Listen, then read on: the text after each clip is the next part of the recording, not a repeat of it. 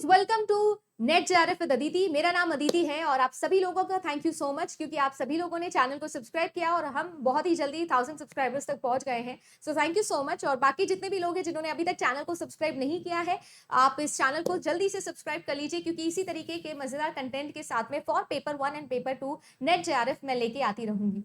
Start करते हैं आज का हमारा कंटेंट। और आज का कंटेंट है रिलेटेड बहुत ही इंपॉर्टेंट टॉपिक पर 3 ऐसी गलतियां जो मुझे लगता है कि यूजीसी नेट एस्पिरेंट्स हमेशा करते हैं। और अगर हम लोग बात करें तो जब से आप लोगों का नोटिफिकेशन बाहर आया है तो ज्यादातर स्टूडेंट्स या एस्पिरेंट्स जो भी मुझसे रिलेटेड है उन सबका एक कॉमन कंसर्न है कि पैनिक हो रहा है, कैसे रिविजन करना है, क्या पढ़ना है, क्या नहीं पढ़ना है, ये सारी चीजें मेरे सामने आ रही हैं। तो एक कोर बिल्कुल एक्सपीरियंस बिहाफ पर मैंने 3 चीजें जनरलाइज यहाँ पर की है जो शायद आप सभी लोगों के लिए काफी रिलेटेबल हो सकती है। तो जरा ध्यान से प्लीज मेरी बात सुन लीजिएगा।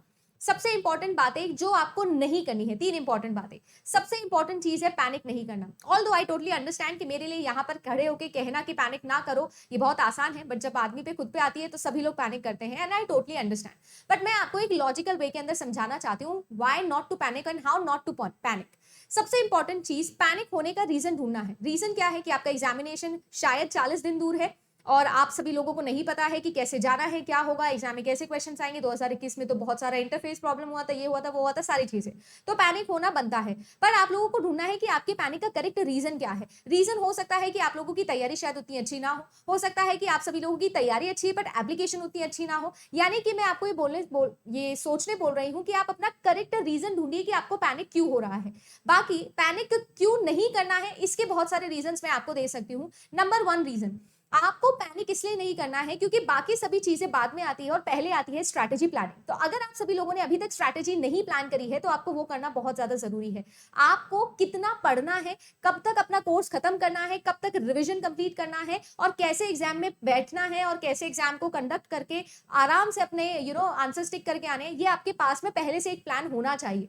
अगर मैं बात करूं अगले 40 दिन की प्रिपरेशन में, अगर मैं आपकी जगह होती तो मैं बिल्कुल सबसे इंपॉर्टेंट चीज करती टाइम ब्लॉकिंग। यानी अपने पेपर 1 और पेपर 2 को कितना कितना समय देना है वो बहुत जरूरी है।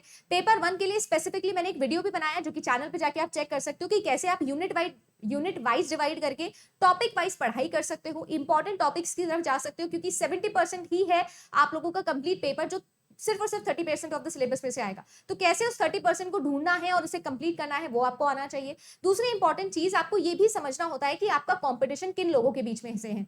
पैनिक होने का सबसे बड़ा रीजन एक ये भी है कि बहुत सारी चीजें हैं जो सराउंड करती है जिसको हम लोग एक्सट्रानोशियस वेरिएबल्स भी बोलते हैं। जैसे फॉर एग्जांपल कितने लोग हैं जो एग्जाम देंगे, क्या मैं एग्जाम के अंदर सही कर पाऊंगा या नहीं कर पाऊंगा, 3 घंटे सफिशिएंट है या नहीं है, पहले पेपर 1 करूं या पेपर 2 करूं, ये सारी चीजें आपके दिमाग में रन करती हैं। तो मुझे ऐसा लगता है कि ध्यान से अगर हम लोग इस चीज को सोचें कि अगर 10 से 12 लाख लोग ये फॉर्म भरते हैं तो मात्र 7 से 8 लाख लोग होंगे जो फॉर्म में एक्चुअली अपीयर करते हैं एग्जाम के दिन। साथ ही साथ अगर मैं आप लोगों से डेडिकेटेड एस्पिरेंट्स की बात करूं तो आप लोगों के पास में 3 लाख के आसपास डेडिकेटेड एस्पिरेंट्स होते हैं, 3 से 4 लाख।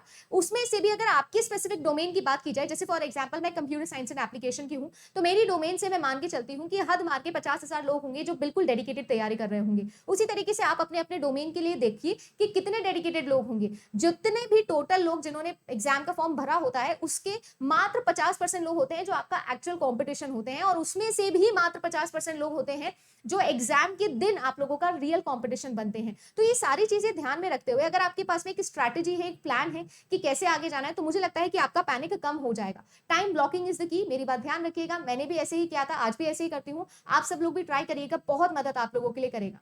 दूसरी इंपॉर्टेंट चीज या दूसरी ऐसी गलती जो मुझे लगता है कि आप सब लोग करते हैं वो ये करते हैं कि आप लोग चीजों को ओवर जनरलाइज करते हैं। हम सब लोगों के अंदर, सभी स्टूडेंट्स के अंदर एक चीज होती है कि हम हर चीज को ओवर जनरलाइज करते हैं, स्पेसिफिक तरीके से चीजों को नहीं पढ़ते हैं और अभी जनरलाइज करने का टाइम नहीं है। दूसरी इंपॉर्टेंट चीज जो जनरलाइजेशन के अंदर ही आती है वो आती है मल्टीपल रिविजन थ्योरी।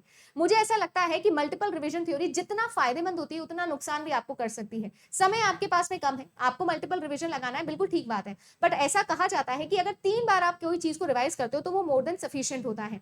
साथ ही साथ जो एक प्रॉब्लम यहाँ पर स्टूडेंट्स की होती है कि वो किसी एक टॉपिक को उठाते हैं, उसे पढ़ते हैं, पढ़ने के बाद में उसके 1000 वीडियोस देखते हैं, जहां भी उनको फ्री कंटेंट मिलता है, पेड कंटेंट मिलता है, बुक मिलती है, ये मिलता है, वो मिलता है, सब जगह से उस पर्टिकुलर टॉपिक को पढ़ने की कोशिश करते हैं। मुझे ऐसा लगता है कि ये आप लोगों के लिए अभी इस वक्त ज्यादा डिस्ट्रैक्शन है जो क्रिएट करेगा। आप लोगों को डिसाइड कर लेना है कि मुझे ये टॉपिक कहां से अच्छे से समझ में आ रहा है, आपको उसे पढ़ना है और अपनी भाषा में उसे अपने नोट्स पे लिख लेना है और बार बार उसे रिवाइज करना है। अगर कोई प्रॉब्लम आती है फिर से वही ज्यादा वीडियो दोबारा से जाके देखिए जिससे आप लोगों ने उस कॉन्सेप्ट को समझा था, रादर देन उसी वीडियो से रिलेटेड या उसी कंटेंट से रिलेटेड मल्टीपल टीचर्स या मल्टीपल वीडियोस को हंट करने से बेटर ऑप्शन ये है कि आप एक ही जगह से पढ़िए बट अच्छे से उसे कंप्लीट कर लीजिए। उसके साथ साथ जो मुझे लगता है कि बहुत एक बड़ी प्रॉब्लम आती है वो ये आती है कि हम हर चीज को जनरलाइज करके समझ लेते हैं, बट जब स्पेसिफिकेशन की बात आती है तो वहां पर हम लैक करते हैं, जिसकी वजह से हमारी एप्लीकेशन अच्छी नहीं होती है। और उस एप्लीकेशन के बिहाफ पर ही मैं आप लोगों को ये चीज समझाना चाहती हूँ, जितना ज्यादा आप लोग प्रैक्टिस करोगे, जितना ज्यादा एमसीक्यूज आप लोग निकालोगे, उतना ज्यादा कॉन्फिडेंस बढ़ेगा और उतना ही ज्यादा स्पेसिफिक आप हो जाएंगे। सो सेकंड मिस्टेक है ओवर जनरलाइजेशन करना। और उसके बाद में जो थर्ड और मोस्ट इंपॉर्टेंट चीज आती है, इग्नोरिंग योर सेल्फ स्टडी, यानी कि आप किसी और पर बहुत ज्यादा रिलाय करते हैं, चाहे वो मैं हो सकती हूँ, कोई दूसरा टीचर हो सकता है, आपकी किताब हो सकती है, बहुत सारी चीजें हो सकती है। मुझे ऐसा लगता है ना तो हमें किसी के लिए वेट करना है और ना ही हमें किसी पर डिपेंडेंट होना है। सेल्फ स्टडी इज द की। भले ही आप लोगों ने 50,000 का कोर्स लिया हो, 10,000 का कोर्स लिया हो या ₹0 का कोर्स लिया हो, self study is the key guys. Self study ही है जो आप लोगों का एग्जाम निकालेगी।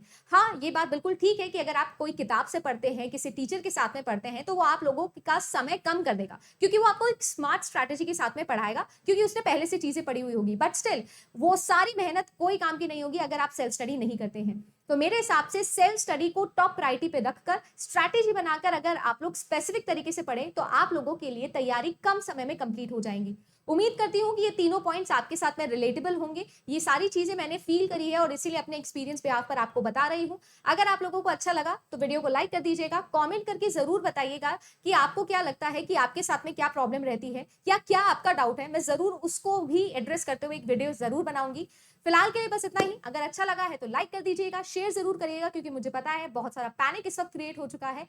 लाइक करिएगा, शेयर करिएगा, चैनल को सब्सक्राइब नहीं किया है तो कर दीजिएगा। साथ ही साथ आप लोगों के लिए बहुत ही जल्दी लॉजिकल रीजनिंग का डिकोडिंग लेकर भी आ रही हूं, जैसे टीचिंग और रिसर्च का किया था। So wait for it. Bye bye and take care.